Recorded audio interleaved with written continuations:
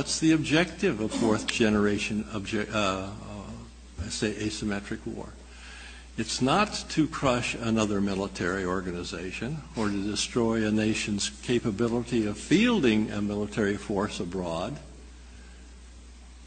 The objective is to wear down, slowly but surely, the will of the targeted country for the purposes of, say that again? Gaining influence. And eventually, beyond gaining influence, and probably more, not just eventually, but in reality, the real objective is to compel that enemy to your will. And whether that type of war is as bloody as traditional shock and awe or whatever, whether it's not as bloody as the World War II was, or Korean War was, or some of the other wars that we've all been engaged in were, the fact is that compulsion, whether it's more benign or not, is still compulsion. And something we ought to give some thought to. Now then, our objective is to control or strangely come to the point of influencing another enemy or entity to your will. The common denominator in all this is a thing we call destabilization. We don't run uniformed forces across borders anymore, or not very often anymore anyway.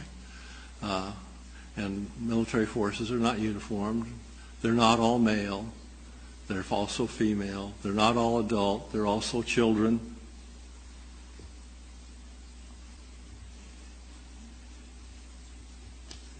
Destabilization can take many forms, and usually it's relatively benign. But again, we have the problem of compulsion. And it compulses us to where, and what happened is the idea of the creation of a failing state. That's the other word that we dare not speak. War and failing state. We don't want to use the term because we maybe politically correct enough so that we don't want to offend anybody. You create a failed state. And then you can, with that, you can step in and take control of that state. Not only take control of it, but go a little beyond, perhaps. And then what happens to the state? It just doesn't wither away. It still exists. Somebody's going to have to take care of it if nobody comes in and takes control of it and runs away with it. Haiti comes to mind. Letting Haiti fail has been a terribly expensive process for the West. Other countries have been known to become criminal states. New People's Republics. But here, a couple of words for our vocabulary for the next while. War is compulsion, whether it's non-lethal or if it is lethal as what we've known in the past.